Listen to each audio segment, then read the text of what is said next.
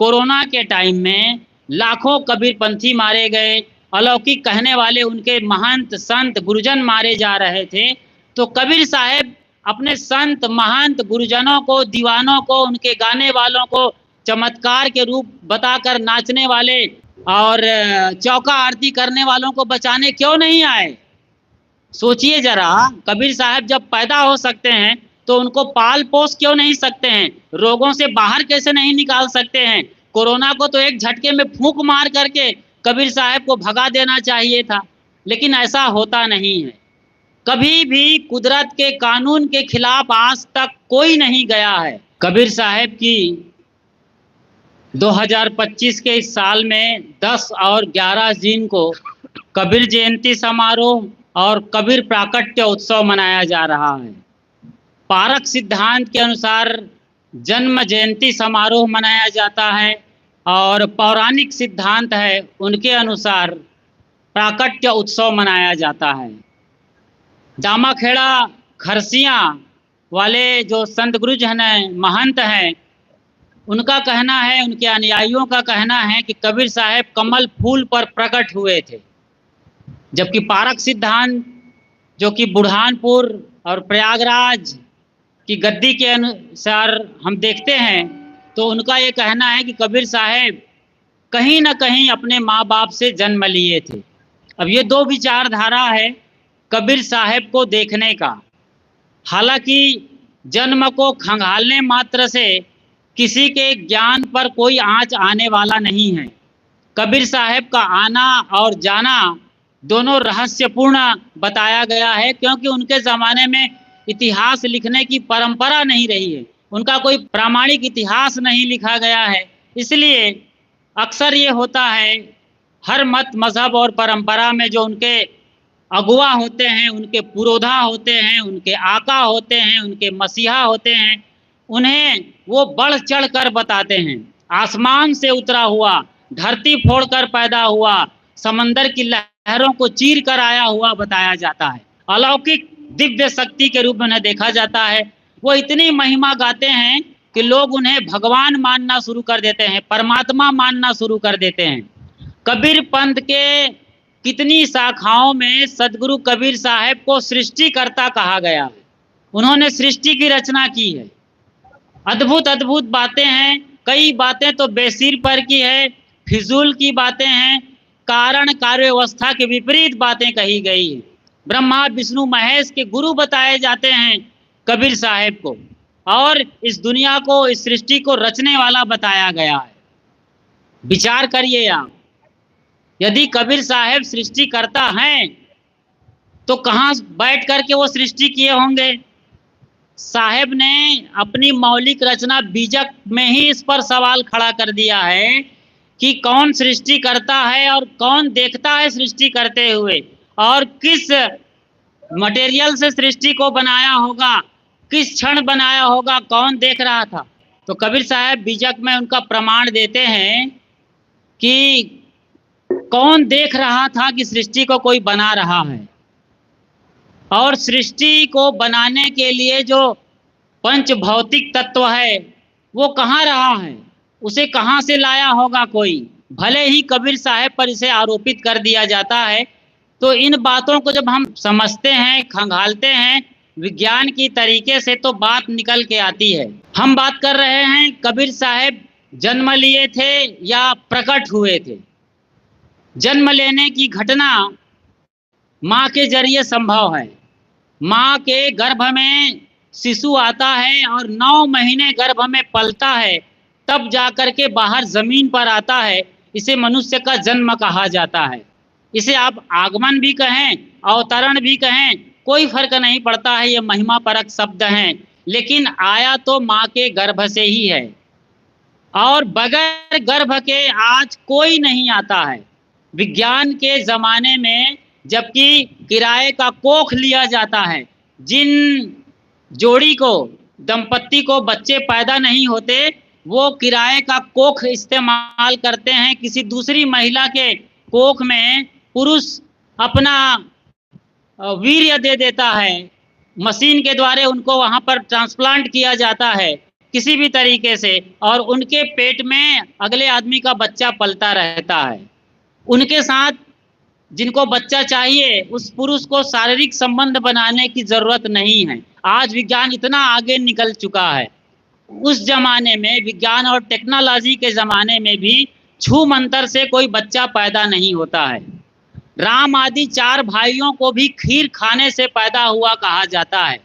उस जमाने में भी ऋषियों ने कुछ ऐसा उपाय निकाला होगा, कुछ उपाय किया होगा कि उनके जरिए उनके माओ को गर्भ ठहरा, कोई दवा बूटी देकर, कोई उपाय करके, क्योंकि राजा दशरथ के अंदर इतनी ताकत नहीं रही है कि वो अपने पत्नियों से बच्चा पैदा कर सके। यही नहीं, भोले भंडारी जिनको आप कहते हैं महादेव शंकर, वो भी अपनी पत्नी पार्वती का कोख नहीं खोल सके हैं।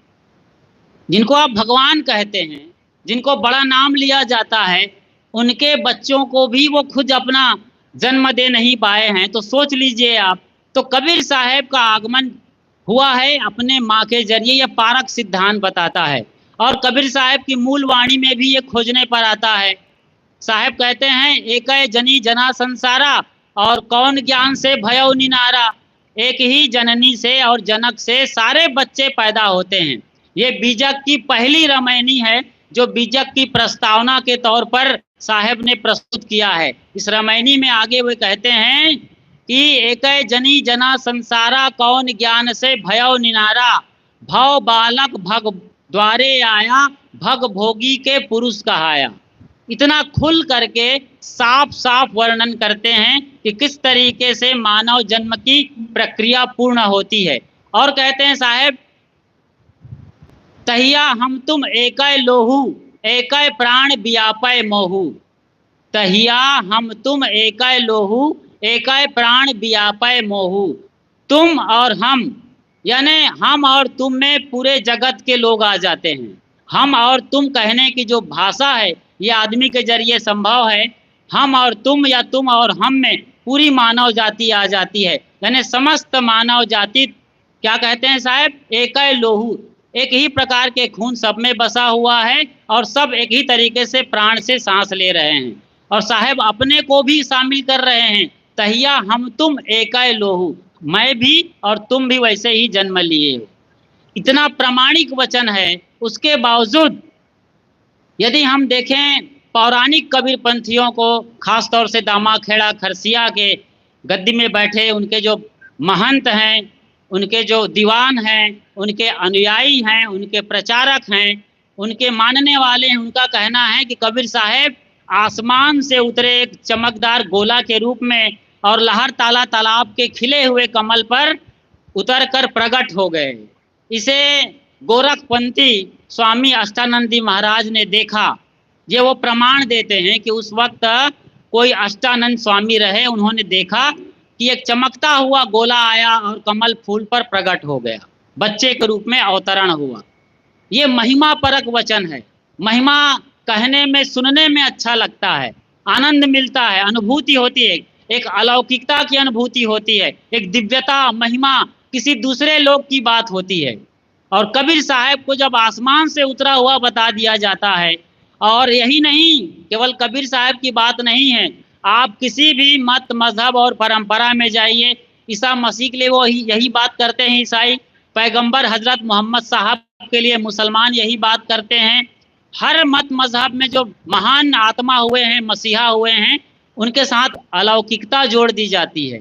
इससे बड़ा ये होता है भ्रम और चमत्कार का रूप जब दिया जाता है, तो हम अपने मसीहा से, अपने पुरोधा से, अपने जो महापुरुष हैं उनसे हमारा संबंध पूरी तरीके से टूट जाता है। अब कबीर साहब आदमी नहीं हैं, परम पिता परमात्मा और परमेश्वर हैं, सृष्टिकर्ता हैं, तो फिर हमारे साथ उनका कोई संबंध नहीं रह जाता है। हम उनकी मूर्ति बनाकर, उनकी फोटो यानी तस्वीर की केवल अगरबत्ती जलाने वाले आदमी बन के रह जाएंगे। यही हो रहा है आज अनुयायियों में। वो सिर्फ मूर्ति पूजक हो गए हैं, जबकि साहब ने साफ साफ कहा है, पाहन पूजे हरि मिले तो मैं पूजूं पहाड़, याते तो चाकी भली पीस खाए संसार। इतनी बड़ी बात साहब कहते हैं, इस बात को लोग समझते ही नहीं हैं। और कबीर साहब जो जिंदगी भर चमत्कार और दो दो पाँच यानी कारण कार्य व्यवस्था के विपरीत जो बातें हैं, चमत्कारिक बातें हैं, अलौकिक बातें हैं, उनका जमकर खंडन करते रहे। आज कबीर पंथी ही उन पर चमत्कार का बड़ा सा पुलिंदा लाद दिए हैं, लबादा ओढ़ा दिए हैं और कबीर साहब को ही अलौकिक पुरुष बताया जा रहा है।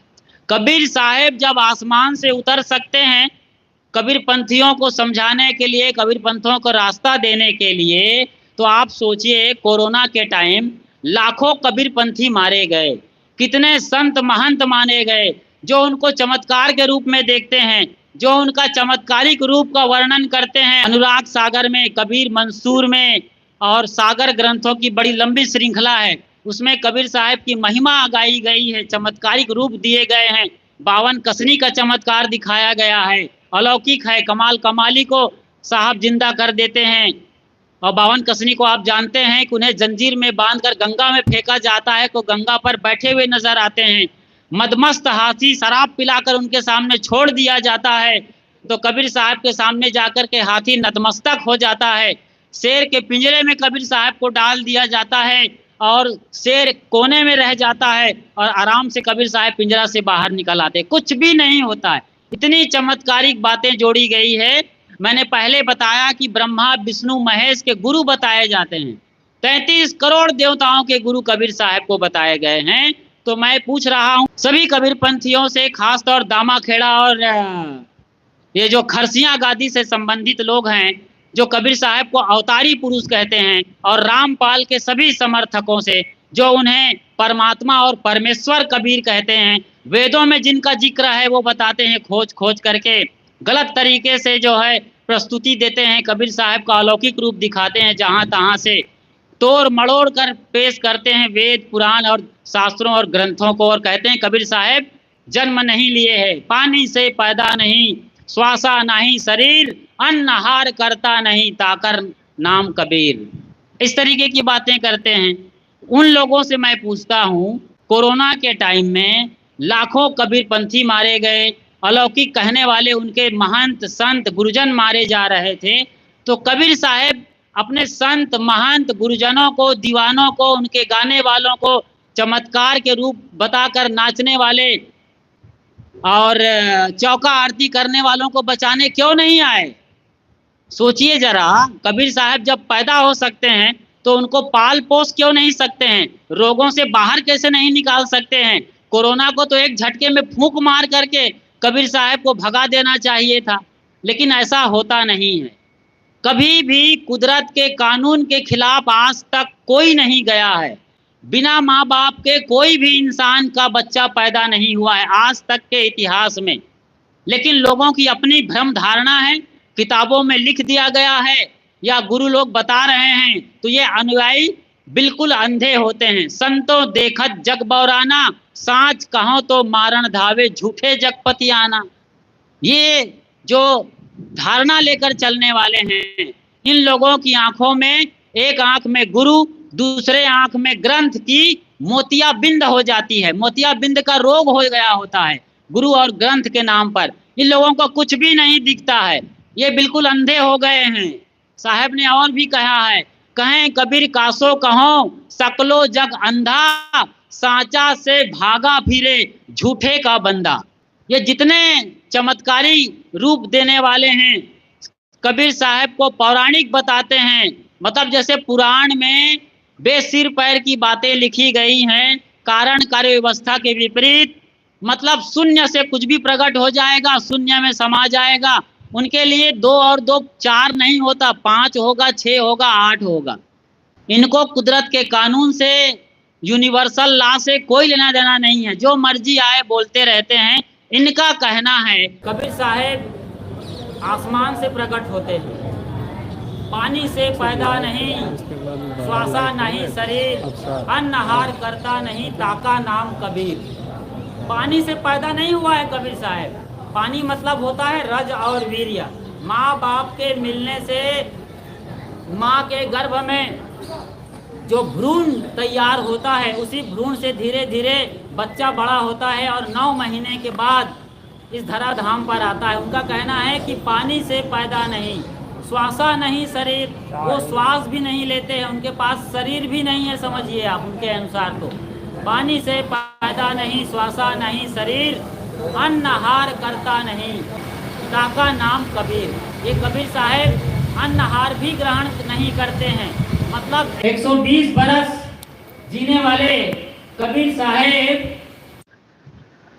अन्न आहार ग्रहण नहीं किए, केवल यूं ही जीते रहे। हवा भी नहीं ग्रहण किए, अन्न भी नहीं, जल भी नहीं, बिल्कुल एकदम प्रकृति से विमुक्त होकर के विचरते रहे, जीते रहे, लोगों का कल्याण करते रहे और चारों युगों में सत सुकृत मुनिंद्र करुणामय और कबीर के नाम से आते हैं, ऐसी उनकी मान्यता है। कबीर साहेब माँ बाप से जन्म लिए थे, माँ बाप का पता नहीं चलता है, इसलिए कबीर साहब की कोई छोटाई नहीं हो जाती है, कबीर साहब कोई कमज़ोर नहीं मालूम पड़ते हैं। कोई माँ रही होगी, उनको बच्चा आया, संभाल नहीं पाया, या लोक लाज कुल की मर्यादा यह गले की फांसी, ये भी कबीर साहब की पंक्ति है भजन में। तो उस माँ ने कबीर साहब को यानी एक अपने नवजात शिशु को लहर ताला तालाब किनारे छोड़ गए थे। नीरू और नीमा ये गरीब जुलाहे दंपत्ति बाजार से गुजर रहे थे, बाजार करके वापस लौट रहे थे, शाम का वक्त रहा है, बच्चा रो रहा था तालाब किनारे। नीमा भाग कर जाती है और उस बच्चे को अपनी गोदी में उठा कर ले आती है घर नीमा के साथ, और दोनों लालन पालन करते हैं और धीरे धीरे कबीर साहब बड़े होते हैं। बहुत मेधावी थे, तीव्र बुद्धि के थे। आसपास काशी नगरी में वो सारा माहौल देखते हैं, सन्यासियों के साथ, अखाड़े वालों के साथ, अवधूतों के साथ, वैष्णवों के साथ, रामानंद साहब के दरबार भी पहुंच जाते हैं। इस तरीके से उनके गुणवत्ता बढ़ती चली जाती है, ज्ञान ध्यान में निपुण होते चले जाते हैं। और वही कबीर फिर आगे चलकर कुरीतियों, आडंबरों, पाखंडों का जमकर मुकाबला करते हैं, उनके अंधविश्वास के परखच्चे उड़ाकर रख देते हैं। ये उनके क्रांतिकारी रूप को दबाने के लिए उनको अवतार बना दिया गया है। यदि आप कबीर साहब को समझते हैं कि किसी माँ से जन्म लिए हैं, तब आप कबीर साहब के साथ जी सकते हैं, क्योंकि आप भी अपने माँ बाप से जन्म लिए हैं और धराधाम पर आए हैं। उनके तरीके से जियो, अपने मन को निर्मल करो, सही संतों के निकट बैठो, दया, क्षमा, संतोष, विवेक, विचार जैसे अष्ट महासद्गुण को आप धारण करते हैं, तो कबीर साहब के रास्ते पर चल करके आप धीरे धीरे आत्मज्ञान को जानते हैं, समझते हैं, अपनी आत्मा में ठहरते हैं, स्थिति में ठहरते हैं, तो धीरे धीरे आपका भी मार्ग खुलेगा और जीते जी मुक्ति का अनुभव कर पाएंगे। लेकिन जब कबीर साहब का चमत्कारिक रूप दिखाया जाता है कि गगन मंडल से उतरे सदगुरु सत्य कबीर, जलज माही पौढ़न कियो, दो दिनन के पीर, गगन मंडल से उतरे बता दिया गया। एक चमत्कारिक, एक अलौकिक रूप जिसका आदमी के बुद्धि से, विवेक से कोई मतलब नहीं है। फिर आदमी आंख मूंद करके ऐसे भगवान मसीह, पैगंबर और सुप्रीम पावर के सामने सिर्फ हाथ जोड़ के खड़ा रहता है, गिड़गिड़ाता है, नाक रगड़ रगड़ के मुक्ति और मोक्ष मांगता है। फिर आदमी पुरुषार्थवादी नहीं हो जाता, बल्कि भगवानवादी हो जाता है, भाग्यवादी हो जाता है। परम पुरुषार्थी कबीर साहब हुए हैं। साहब कहते हैं, जाके आंगन नदिया बहे सोकस मरे पियास, कर बहिया बल आपनी छाड़ बिरानी यास, जाके आंगन नदिया बहे सोकस मरे पियास, बिराने की आस छोड़ने के लिए कहते हैं। और वही कबीर पंथी हैं जो मूर्ति पूजक हैं, आरती उतारने वाले हैं तस्वीर की, और पत्थर, मिट्टी, सीमेंट के मूर्तियों की आरती उतार करके सतपुरुष को भोग लगाने वाले लोग हैं। उनका कहना है कि कबीर साहब गगन मंडल से उतरे थे और दोनों दीन को यानी हिंदू और मुसलमान को समझाने के लिए, उनको सही रास्ता दिखाने के लिए, सही मार्ग दिखाने के लिए उनका अवतरण हुआ था।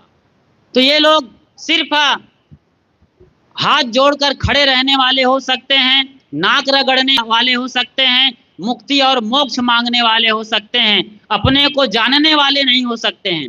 न कभी नियम पालन करेंगे, न संयम करेंगे, न साधना करेंगे, न तपश्चर्या करेंगे, न कभी ध्यान में बैठेंगे, न अपने भीतर गहरे में उतरेंगे, जिसके लिए साहब कहते हैं कि दिल मा खोज दिलही मा खोजो इह करीमा रामा, सहज ध्यान रहू सहज ध्यान रहू।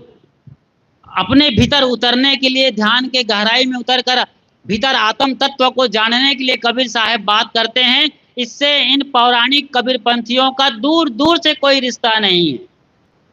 बस ये हाथ जोड़ के खड़े रहो, आरती करो, पूजा करो, प्रार्थना करो, चौका आरती करो, भंडारा करो और खूब छको लंगर, हलवा पूड़ी खीर बतासा कबीर साहब के नाम से गाओ और चौका आरती में 4-6 भजन गा दो। उसके बाद नारियल फोड़ो, पान परवारा लो, तिनका तोड़ो और जो मर गया है उसको सीधे सतलोक पहुंचाओ, स्वर्गलोक मिलेगा, कबीर धाम मिलेगा। ये मुक्ति और गति का मार्ग बताते हैं। मतलब पंडित जो कर रहे थे, पुरोहित जो करते आ रहे हैं अभी भी, वही कबीर पंथ में ये महंत की पुरोहिताई गिरी से ये महंत जन कर रहे हैं, पुरोहित गिरी के जरिए वही सिलसिला है।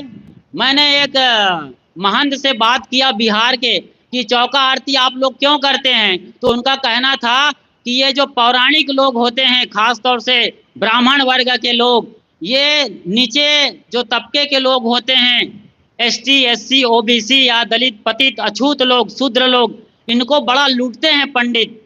ब्राह्मण लोग संस्कृत का श्लोक बोल करके, लीलावती कलावती की कथा सुना करके, सत्यनारायण व्रत या फिर भागवत महापुराण की कथा सुना करके, तो हम लोगों ने ये जाना, कबीरपंथियों ने विचार किया कि क्यों ना हम संत लोग महंत बने और महंती चादर ओढ़ करके, सेली माला लगा करके, टोपी लगा करके, चौका आरती पूर करके हम क्यों ना ब्राह्मणों का काम खुद करें और खुद अपने में से कोई मरा हुआ आदमी है उसको सीधा सतलोक और कबीर लोग भेजें, उनके गति मुक्ति का काम करें। तो इस तरीके से यह सिलसिला चल गया और अब बड़ी कमाई का जरिया बन गया इन संतों और महंतों का, दीवानों का। तो ये सिलसिला आज भी चल रहा है। मेरे कहने का मतलब ये नहीं है कि सभी संत महंत ऐसा करते हैं। कुछ संत महंत अच्छा करते हैं, बढ़िया करते हैं और कबीर साहब के ज्ञान के आधार पर सच्चा ज्ञान देते हैं और मानवता को जगाते हैं, परोपकार की भावना बढ़ाते हैं, लोगों की दिल की दूरियां कम करते हैं और सबके भीतर कबीर साहब का प्रेम पैदा करते हैं। तो ये बहुत बड़ी बात है। ऐसे संत महंत को मेरा नमन है, वंदन है। तो अभी हम ये देख रहे थे कि कबीर साहब प्रकट नहीं हुए थे बल्कि जन्म लिए थे। माँ बाप का पता नहीं चलता, कोई फर्क नहीं पड़ता है। सीता माई के माँ बाप का पता नहीं है, हनुमान जी के माँ बाप का पता नहीं है, शंकर के भी 3 माँ बाप बताए जाते हैं, 3 पिता है। तो ये बहुत सारी उल्टी सीधी बातें हैं। हजारों महापुरुष है जिनके माँ बाप का पता नहीं है, लेकिन वो अपनी रहनी से, गहनी से, कथनी करनी से आज भी पूज्य हैं और सदैव पूज्य रहेंगे। प्रकट हुए थे, इस बात को मैं 2 लाइन में या 2 मिनट में समझाता हूं कि प्रकट होने का मतलब होता है एक आदमी मिट्टी का लोंदे के रूप में जन्म लेता है। 7 साल तक उनकी बुद्धि धीरे धीरे धीरे धीरे खुलती रहती है। 7 साल में पूरी तरीके से बच्चा मैच्योर हो जाता है शरीर के तल पर और बुद्धि के तल पर। अब वो समझने लगता है। उसी समय सच्चे सदगुरु संत मिल जाए, माँ बाप अच्छे संस्कार देना शुरू कर दें, तो 7 साल में बच्चा का ब्रेन, जो राइट ब्रेन है, वो जग जाता है और बच्चा अब समझने लगता है। तो ऐसे ही कबीर साहब के लिए मैंने पहले बताया कि वो अवधूतों के पास, नाथपंथियों के पास, नागा सन्यासियों के पास, रामानंदियों के पास जा जा करके देखे, सीखे, समझे, वेद पुराण और तमाम धर्म ग्रंथों का अध्ययन किए और धीरे धीरे अपने भीतर जो कबीरत्व है, भीतर कबीर बैठा हुआ है, उस कबीर को जगाए, अपने स्थिति को जगाए, अपने आत्मा को प्रकट किए। मतलब अपने ज्ञान में जीना शुरू किए, खुद के अंदर खुद को प्रकट किए। ये बड़ी क्रांतिकारी बात है। खुद के अंदर खुद को प्रकट किए कबीर साहब, और ऐसा करते ही लोग उन्हें बड़े ही रूप में देखने लगे। बड़ा बोलबाला हो गया, काशी नगरी में चर्चा फैल गई। पंडित, मुल्ला, मौलवी, पुरोहित, सब धर्म के ठेकेदार, बड़े बड़े लोग उनके पास आने लगे। बड़े बड़े विद्वान, विदुषी महिलाएं सब आकर बैठने लगी, सत्संग सुनने लगे। फिर तो इतना प्रचार प्रसार हुआ कि देश विदेश से हाव फिरा, गांव गांव की खोरी। इस तरीके से कबीर साहब का प्रचार प्रसार दुनिया भर में फैलता और बढ़ता चला गया और आज भी लगातार फैल रहा है। बढ़ रहा है। इस तरीके से कबीर साहब जन्म लिए थे, ना कि प्रकट हुए थे। प्रकट हुए थे का मतलब है अपने भीतर जो आत्म ज्ञान है, आखिरी ज्ञान है, शिखर का ज्ञान है, उसको प्रकट किए थे। उस प्रकट शब्द से आप सबको समझना चाहिए कि आप सब भी अपने भीतर कबीर साहब के ज्ञान को प्रकट करें, आत्म ज्ञान को जानें, अपनी गहराई में उतरें और मानव जीवन का जो सर्वोच्च शिखर है, उस हिमालय की चोटी में आत्म ज्ञान के स्थिति में बैठकर, स्वरूप स्थिति में निमज्जन होकर के अपने जीवन का कल्याण करें। तो इस तरीके से कबीर साहब के विषय में मैं बात रख रहा था कि कबीर साहब कहीं प्रकट नहीं हुए थे, ना आसमान से, ना समंदर से, ना जमीन फोड़ करके, बल्कि अपने माँ बाप से ही पैदा हुए थे। उनके माँ बाप का भले पता ना चलता हो, कोई फर्क नहीं पड़ता है। आदमी की पहचान अपने कर्मों से होती है। हमें कहाँ पता है अब्दुल कलाम साहब के माँ बाप कौन है? हमें कहाँ पता है कि नेताजी सुभाष चंद्र बोस के कौन माँ बाप हैं? हमें कहाँ पता है भगत सिंह के माँ बाप का? दुनिया में कितने बड़े संत महापुरुष हो गए हैं, उनके माँ बाप का क्या मतलब है? उन महापुरुषों से, उनके ज्ञान से, उनके रहने से हमें मतलब रखना है, ताकि हमारे जीवन बुझी हुई जो आग है वो जल सके, बुझा हुआ दिया है वो प्रज्वलित कर सकें। ऐसा ही करिए, आपका जीवन धन्य हो। इन्हीं शुभवाणियों के साथ यहीं पर मैं अपनी वाणी में विश्राम ले रहा हूं और आप सबके भीतर बैठे उस परम तत्व को प्रणाम करता हूं। साहेब बंदगी साहेब।